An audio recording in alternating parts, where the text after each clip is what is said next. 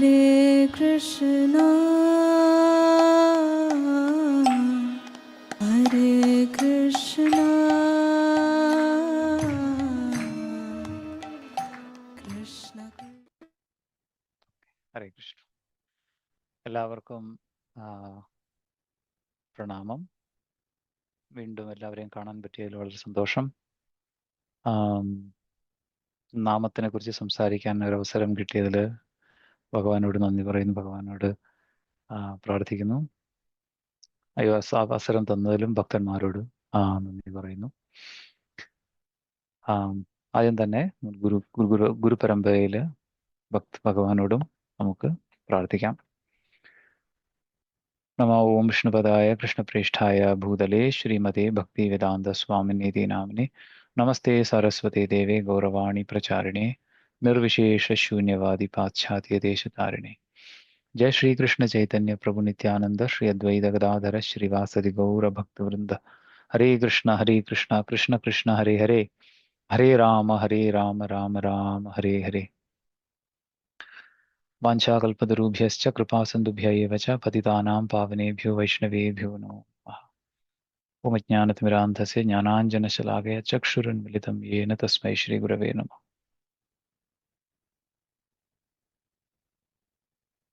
ഹരേ കൃഷ്ണ. എല്ലാവർക്കും പ്രണാമം. Humble obeisances to all glories Krishna Prabhupad. ഇന്ന് ഒരു കുഞ്ഞ് ടോപ്പിക്കാണ് സംസാരിക്കാമെന്ന് വിചാരിക്കുന്നത്. ഇതിനു മുന്നേ ഇതിൽ ഇവിടെ സംസാരിച്ചിട്ടുണ്ടോ എന്ന് എനിക്കറിയില്ല. എന്നാലും നമ്മൾ റെപ്പറ്റീഷൻ നമ്മൾ കേൾക്കുമ്പോൾ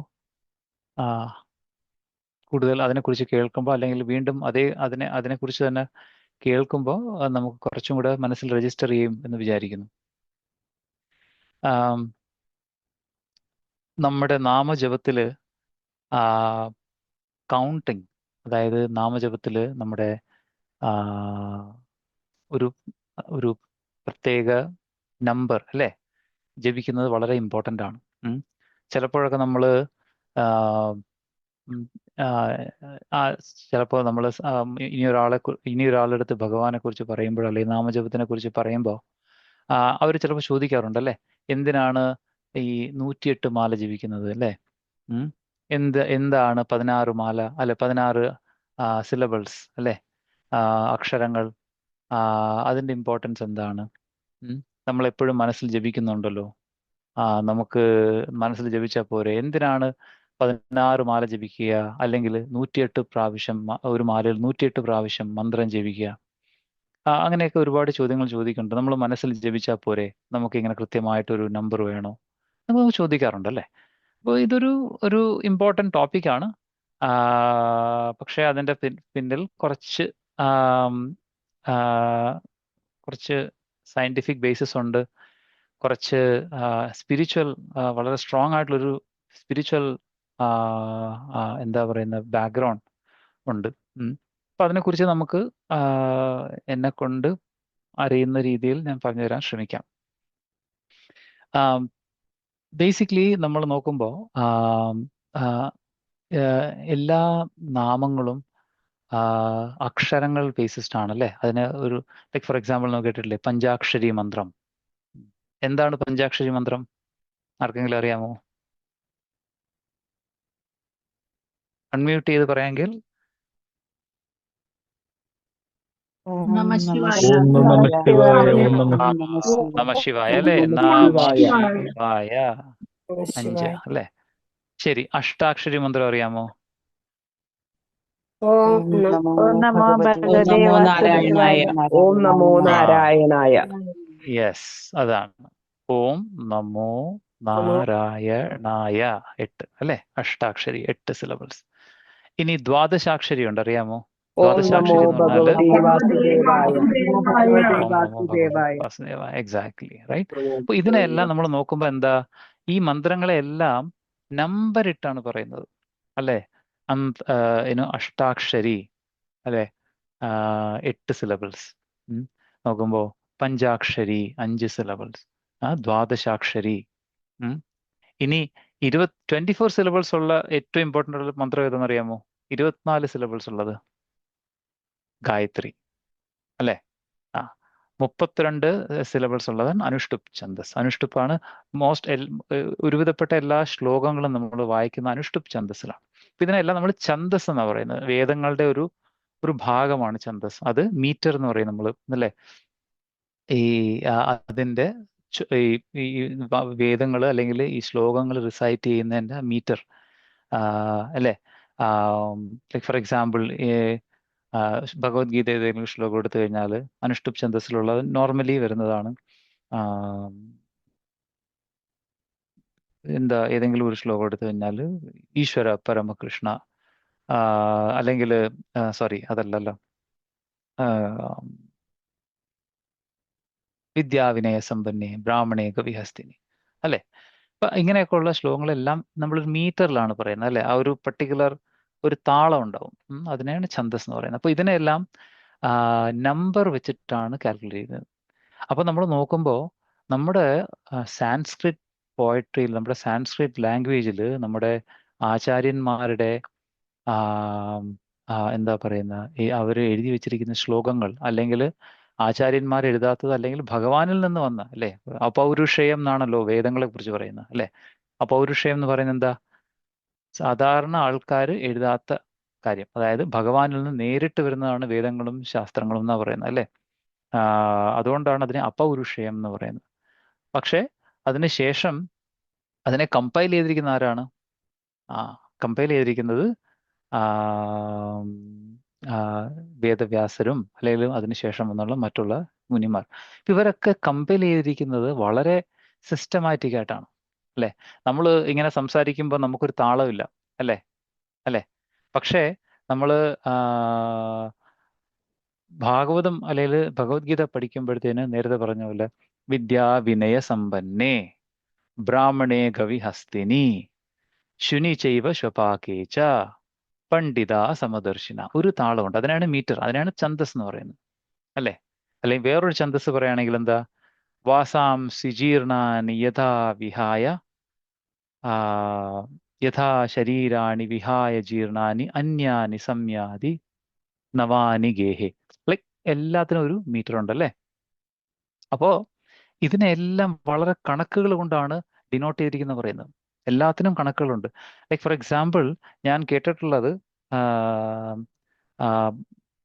രാമായണമാണോ അതോ നാരായണീയമാണോ എന്ന് എനിക്കറിയില്ല.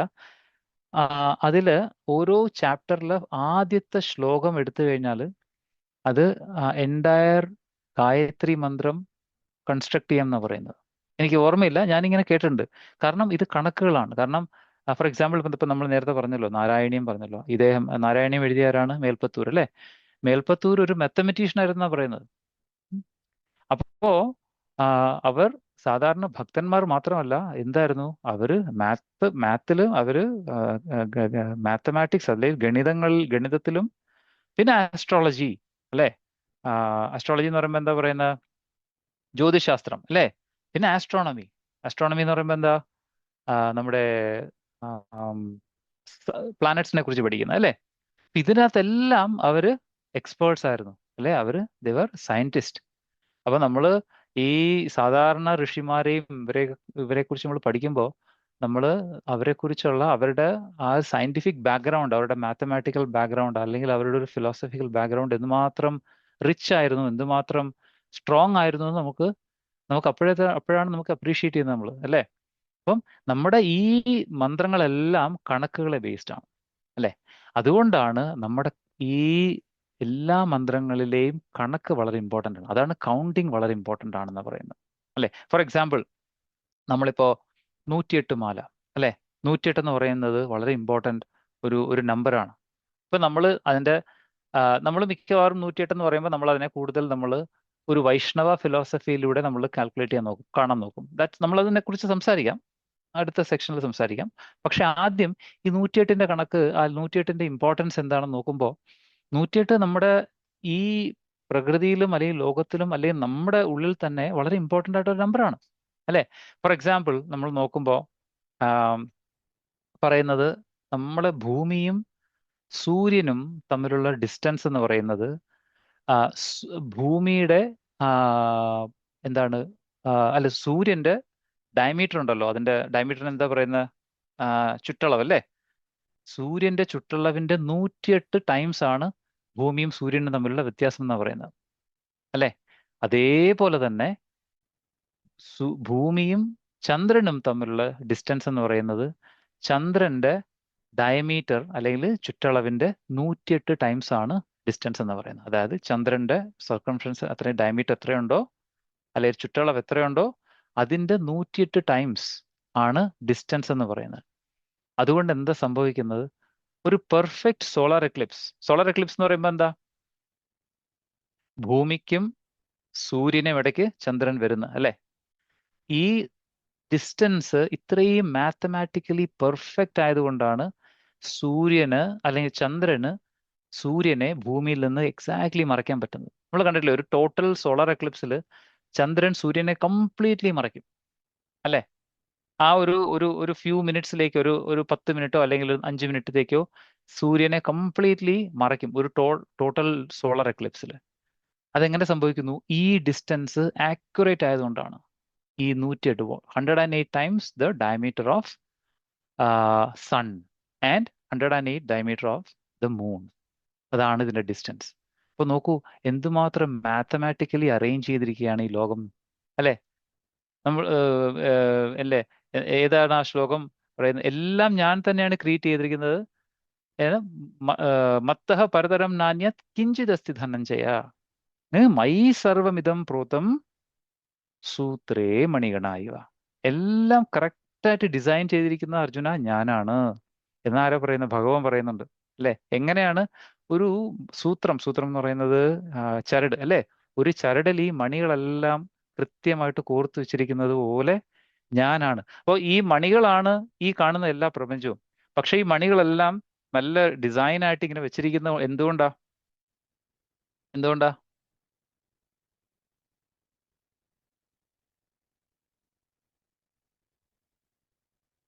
ഹരേ കൃഷ്ണ. അതില് ആ ത്രെഡ് ഇങ്ങനെ ഉണ്ടായതുകൊണ്ടല്ലേ? ആ ത്രെഡ് എന്താണ്? ഭഗവാൻ. ആ ഭഗവാനാണ് അതിനെല്ലാം. അപ്പം ഇതെല്ലാം കറക്റ്റായിട്ട് ഡിസൈൻ ചെയ്തിരിക്കുന്നത് ഭഗവാനാണ്. അപ്പോൾ ഞാൻ പറഞ്ഞു വന്നത്, ഈ നമ്പർ 108 എന്നുള്ള നമ്പർ വളരെ ഇമ്പോർട്ടൻ്റ് ആണ്, അല്ലെ?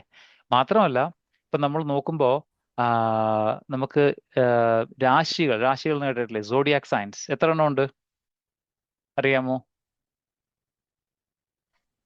12 രാശിയാണ്. 12 എണ്ണം ഉണ്ടെന്ന് പറയുന്നത്. ഈ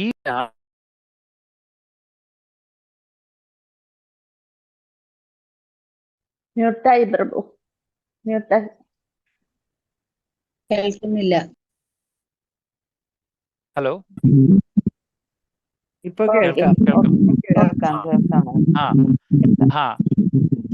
ഞാൻ പറഞ്ഞത് ഈ നമ്മുടെ ഈ രാശി, ഈ സോഡിയാക് സയൻസ് ഉണ്ടല്ലോ, രാശികൾ, ഇത് 12 എണ്ണമുണ്ട്. ഈ 12 എണ്ണവും ഈ നവഗ്രഹങ്ങൾ ഉണ്ടല്ലോ, 9 ഗ്രഹങ്ങൾ, അതിന്റെ ബേസിസിലാണ് ഈ രാശികളെ കൗണ്ട് ചെയ്യുന്നതും കാൽക്കുലേറ്റ് ചെയ്യുന്നതാണ് പറയുന്നത്.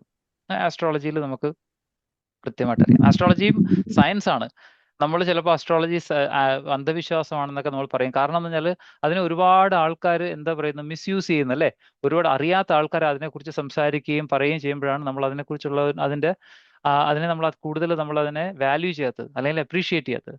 പക്ഷേ ആസ്ട്രോളജി പ്യുവർ മാത്തമാറ്റിക്സ് എന്നാ പറയുന്നത്, പ്യുവർ സയൻസ് ആണെന്നാ പറയുന്നത്, അല്ലേ? നേരത്തെ പറഞ്ഞില്ലേ നമ്മൾ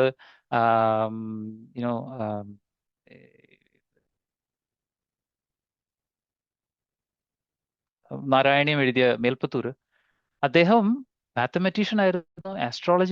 ആസ്ട്രോണമി ഇതെല്ലാത്തിലും പാണ്ഡിത്യമുള്ള ആളായിരുന്നു, മനസ്സിലായോ? അപ്പം നന്നായിട്ട് ആസ്ട്രോളജി അറിയാവുന്നവർക്ക് ഈ രാശികളുടെ കണക്ക് കൃത്യമായിട്ട് അറിയാം. അത് വെച്ചിട്ട് ഒരു മനുഷ്യന്റെ ലൈഫിൽ എന്തുമാത്രം ഈ പ്ലാനറ്റ്സ് എങ്ങനെ ഇൻഫ്ലുവൻസ് ചെയ്യുന്നു എന്ന് അറിയാൻ പറ്റും.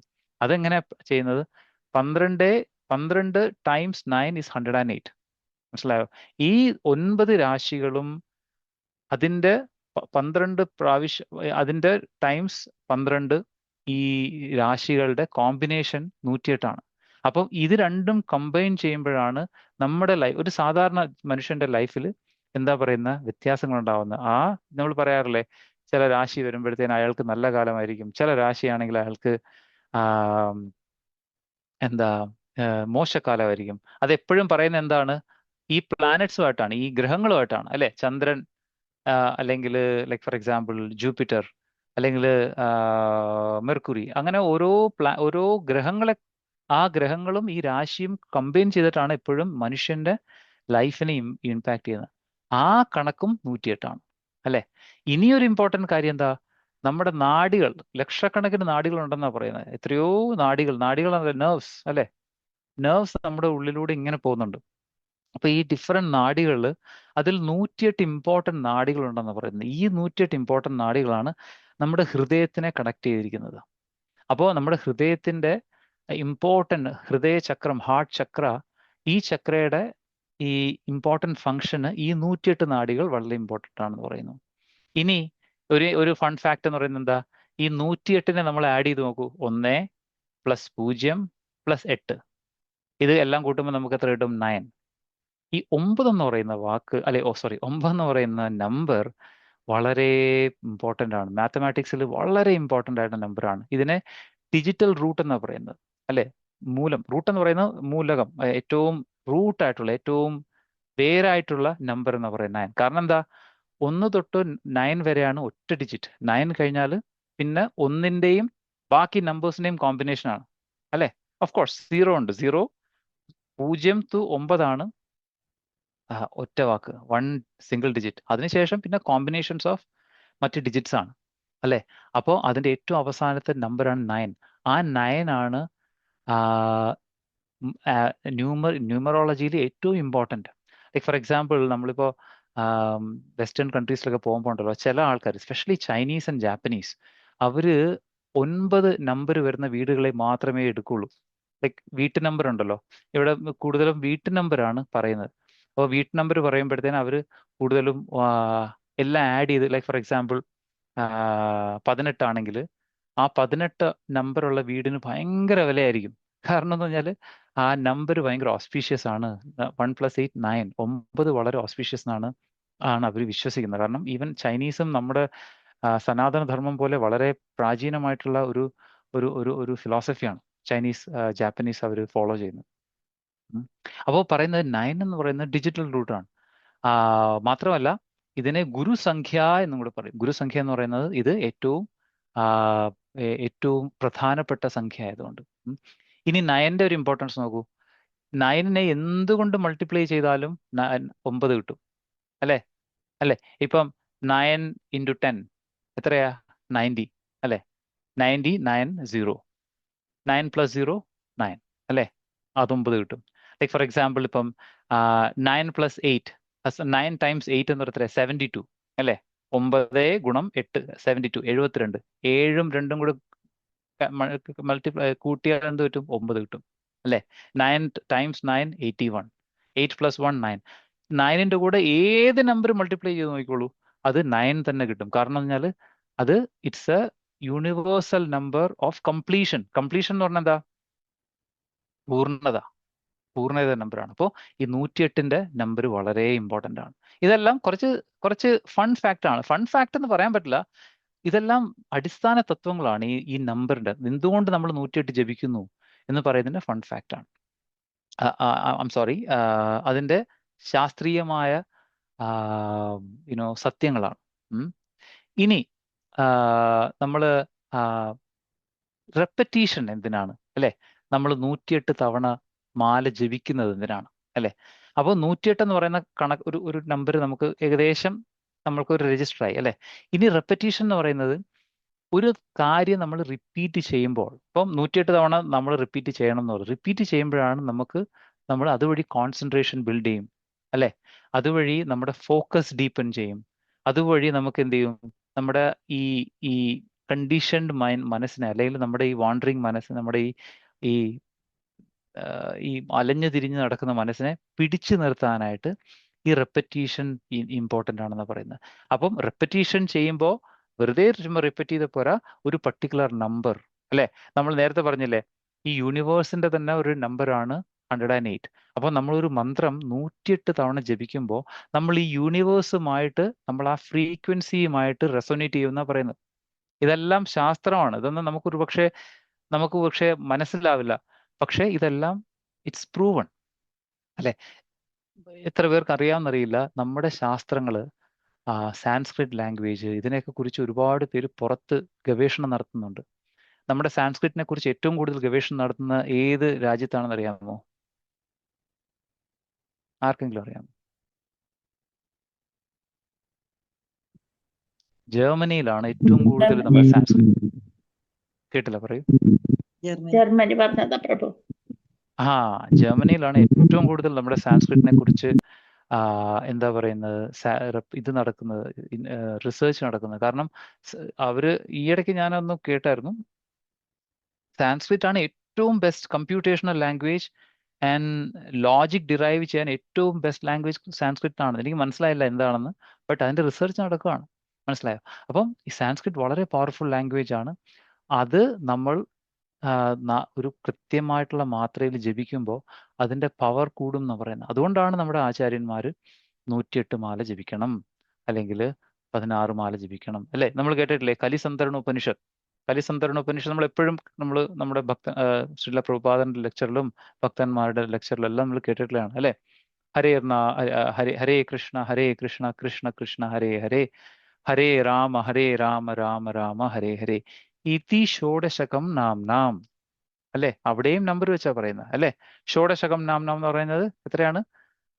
16 സിലബിൾസ് ഉള്ള നാമം, അല്ലെ? ഈ 16 സിലബിളുള്ള ഈ നാമം കലികൽമഷ നാശനം, അല്ലെ?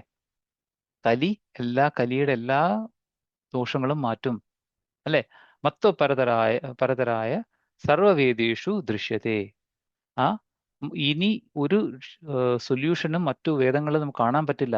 ഹരിനാമം മാത്രമേ ഈ കലിയുഗത്തിലെ ഏറ്റവും ഇമ്പോർട്ടൻ്റ് ആയിട്ടുള്ള മന്ത്രമുള്ളൂ എന്ന് പറയുന്നുണ്ട്, അല്ലെ? അപ്പോ ഈ കൃത്യമായ നമ്പർ 16 സിലബിൾസ് ഉള്ള ഈ മാല, 16 സിലബിൾസ് ഉള്ള ഈ മഹാമന്ത്രം 108 പ്രാവശ്യം ജപിക്കുമ്പോൾ നമുക്കൊരു മാലയായി എന്ന് പറയും. പിന്നെ നമ്മുടെ ആചാര്യന്മാർ, നമ്മുടെ വൈഷ്ണവ പരമ്പരയിലുള്ള ആചാര്യന്മാരാണ് അതിനൊരു പർട്ടിക്കുലർ നമ്പർ വെച്ചത്. ഈ 108 അങ്ങനെ 64 മാല ജപിക്കുക. പിന്നെ ശ്രീല പ്രഭുപാദർ വന്നിട്ട് 64-നെ 16 ആക്കി മാറ്റി. അപ്പോൾ റെപ്പറ്റീഷൻ, എല്ലാ കാര്യത്തിനും ഒരു കൃത്യമായിട്ടുള്ള ഒരു എന്താ ഒരു ഒരു ഒരു ഒരു ഒരു നമ്പർ വേണമെന്ന് വളരെ ചിട്ടയായിട്ട് നമ്മുടെ ആചാര്യന്മാരും ശാസ്ത്രങ്ങളും പ്രത്യേകിച്ച് വ്യക്തമായിട്ട് പറയുന്നുണ്ട്. ലൈക്ക് ഫോർ എക്സാമ്പിൾ, നമ്മൾ ഷഡ്ഗോസ്വാമി അഷ്ടകം എല്ലാവർക്കും അറിയാമെന്ന് വിചാരിക്കുന്നു. നമ്മൾ കേട്ടിട്ടില്ലേ?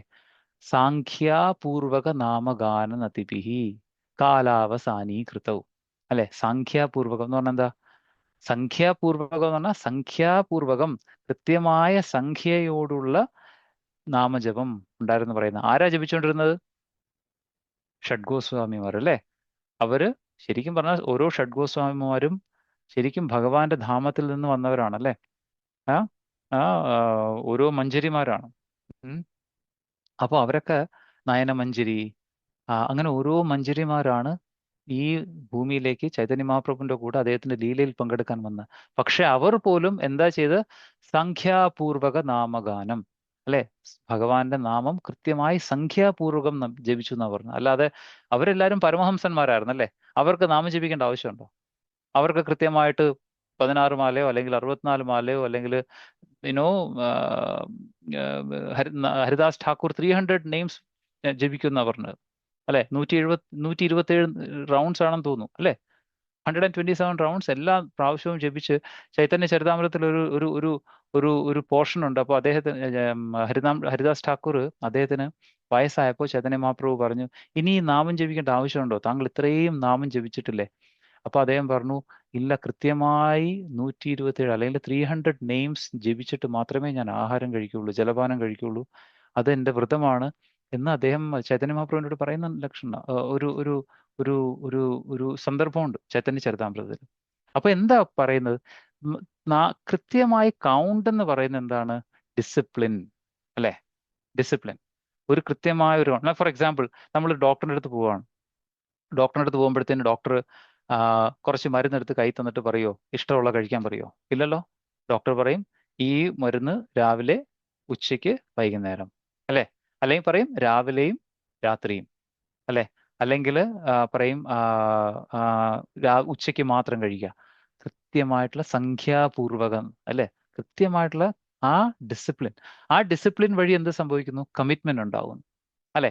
ആ കമ്മിറ്റ്മെന്റ് ഉണ്ടാകുമ്പോഴാണ് നമുക്ക് അക്കൗണ്ടബിലിറ്റി ഉണ്ടാകുന്നത്. അക്കൗണ്ടബിലിറ്റി എന്ന് പറയുമ്പോൾ നമ്മൾ ആ കാര്യത്തിനോടുള്ള ഒരു അക്കൗണ്ടിങ്. ഈ എത്ര മിനിറ്റ് ഉണ്ട്? 5 more minutes, അല്ലേ? ഹരേ കൃഷ്ണ പ്രഭു, ശരിക്കും നമ്മുടെ സുഭാഷിതം 6:15 വരെയാണ്. പിന്നീട് ഒരു 6:25 മാക്സിമം ഡൗട്ട്സ് ആണ് എടുക്കുന്നത്. ഇപ്പോ 6:25 കഴിഞ്ഞു പ്രഭു. കഴിഞ്ഞു അല്ലേ? ഓക്കെ, ഞാനൊന്ന് റാപ്പപ്പ് ചെയ്യാം. അടുത്ത ഒരു മിനിറ്റിൽ റാപ്പപ്പ് ചെയ്യാം. ഓക്കെ ഷുവർ പ്രഭു. ശരി. അപ്പോൾ ഈ അക്കൗണ്ടബിലിറ്റി ആൻഡ് കമ്മിറ്റ്മെന്റ് വളരെ ഇമ്പോർട്ടൻ്റ് ആണ്, അല്ലേ? കാരണം എന്താ? അർജുനൻ ഭഗവാനോട് ചോദിക്കുന്നു, എൻ്റെ മനസ്സ് ഭയങ്കര ചഞ്ചലമാണ് ഭഗവാനെ, ഞാൻ എന്താ ചെയ്യാന്ന് ചോദിക്കും. അപ്പം ഭഗവാൻ പറയും, ചഞ്ചലം ഹി മന കൃഷ്ണ. അപ്പം ഭഗവാൻ പറയും, അഭ്യാസേന തു കൗന്ദേയ, അല്ലെ? അഭ്യാസം ആൻഡ് വൈരാഗ്യം, ഈ 2 കാര്യങ്ങളാണ് ഭഗവാൻ പറയുന്ന. മനസ്സിനെ കൺട്രോൾ ചെയ്യാൻ 2 കാര്യങ്ങളാണ് ഹോൾ ഭഗവത്ഗീതയിൽ ഭഗവാൻ അർജുനന് പറഞ്ഞു കൊടുക്കുന്നത്. എന്താണ്? അഭ്യാസേന തു കൗന്ദേയ വൈരാഗേണ ച ഗൃഹ്യത്തെ. അഭ്യാസം എന്ന് പറയുന്നത് എന്താണ്? നാമജപം കൊണ്ട് മാത്രമാണ് വരുന്നത്, അല്ലെ? നാമജപം കൊണ്ട് അത് കൃത്യമായ നേരത്തെ പറഞ്ഞ സംഖ്യാപൂർവക കൃത്യമായ നാമജപം കൊണ്ട് നമ്മൾ അഭ്യാസം. അങ്ങനെയാണ് ഭഗവാൻ പറയുന്നത്, സതതം കീർത്തയന്തോ മാം യതന്തശ്ച ദൃഢവൃത. ദൃഢവൃത എന്ന് പറയുന്നത്, നമ്മൾ ഒരു കാര്യത്തിൽ ഇപ്പോൾ എല്ലാ ഭക്തന്മാരും രാവിലെ തൊട്ട് ഇപ്പോൾ ഏകദേശം ഒരു 8 മാല ജപിച്ചിട്ടുണ്ടാവും, അല്ലെ? ചിലർ 16 മാല ജപിച്ചിട്ടുണ്ടാവും. ആ ദൃഢവൃതനാകുന്നത്, ആ കമ്മിറ്റ്മെന്റ് അല്ലെങ്കിൽ ആ ഒരു ഡിസിപ്ലിൻ വരുന്നത് നമ്മൾ കൃത്യമായ മാല ജപിക്കുമ്പോഴാണ്, അല്ലെ? അല്ലാതെ നമ്മൾ തോന്നുമ്പോൾ നമുക്ക് ഞാൻ ഇന്ന് കുറച്ച് മനസ്സിൽ തോന്നിയ രീതിയിൽ ജപിച്ചു എന്ന് പറയുമ്പോൾ അത് ഡിസിപ്ലിൻ കാണിക്കുന്നില്ല. കാരണം ഒരു ഹരിഭക്തി വിലാസത്തിന്റെ ഒരു കോട്ടോടുകൂടി ഞാനത് അവസാനിപ്പിക്കാം. ഹരിഭക്തി വിലാസത്തിൽ പറയുന്നുണ്ട്, സനാതന ഗോസ്വാമി പറയുന്നുണ്ട്, അസംഖ്യാതം തു യത് ജപ്തം തത് സർവം നിഷ്ഫലം ഭവേത്. അസംഖ്യാതം, സംഖ്യ ഇല്ലാതെ, യത് ജപം സംഖ്യയില്ലാത്ത ജപിക്കുന്നത്, തത് സർവം നിഷ്ഫലം ഭവേത്, എല്ലാ കാര്യങ്ങളും നിഷ്ഫലമാക്കുന്ന പറയുന്നത്, അല്ലെ? നാമം ജപിക്കുമ്പോഴും അതിനൊരു കൃത്യമായ സംഖ്യയില്ലെങ്കിൽ, കൃത്യമായ ഒരു ഡിസിപ്ലിൻ ഇല്ലെങ്കിൽ അതിന് നിഷ്ഫലമാകുന്നു. കാരണം എന്താ? അവിടെ നമ്മുടെ ആ കമ്മിറ്റ്മെന്റ് കാണിക്കുന്നില്ല, ഭഗവാനോടുള്ള കമ്മിറ്റ്മെന്റ്. അഭ്യാസേന തു കൗന്ദേയ എന്ന് ഭഗവാൻ പറയുന്നത്, ഭഗവാൻ ആ കൃത്യമായിട്ടുള്ള ദൃഢവ്രതനായിട്ടുള്ള ആ അഭ്യാസം അല്ലെങ്കിൽ അത് ആയിട്ടുള്ള കമ്മിറ്റ്മെന്റ്, അതിനോടുള്ള നമ്മുടെ ആ ഒരു അക്കൗണ്ടബിലിറ്റി, അതാണ് നോക്കുന്നത്. അപ്പോൾ ആരെങ്കിലും പറയുകയാണ് നാമം ജപിക്കുന്നത് എന്താണ് ഇമ്പോർട്ടൻ്റ് എന്ന് പറഞ്ഞാൽ, മരുന്ന് കഴിക്കുന്ന പോലെ ഇമ്പോർട്ടൻ്റ് എന്നാ പറയുന്നത്, അല്ലെ? സ്യാത് കൃഷ്ണ നാമാതി ചരിതാപി അവിദ്യ. ഭഗവാന്റെ നാമവും ഗുണങ്ങളും ഇതൊന്നും നമുക്ക് രചിക്കാൻ പറ്റുന്നില്ല. നമ്മുടെ നാവ് എന്താ? പിത്തോപതപ്ത രസനസ്യ ന രുചി കാണു. നമ്മുടെ നാവിന് രുചി നഷ്ടപ്പെട്ടു എന്നാ പറയുന്നത്. എന്തുകൊണ്ടാ? അവിദ്യ കാരണം, അല്ലെ? കണ്ടീഷൻ കാരണം. അതുകൊണ്ട് എന്താ രൂപഗോസ്വാമി പറയുന്നത്? കിന്തു ആദരാത് അനുദിനം ഖലു സായിവ ജുഷ്ട. അനുദിനം, ഇപ്പോഴും മരുന്ന് കഴിക്കുന്നത് പോലെ കൃത്യമായ നാമം ജപിക്കുമ്പോൾ നമ്മുടെ നാവിലുള്ള ഈ ജോണ്ടിസ് ഉണ്ടല്ലോ, ജോണ്ടിസിന് എന്താ പറയുന്നത്?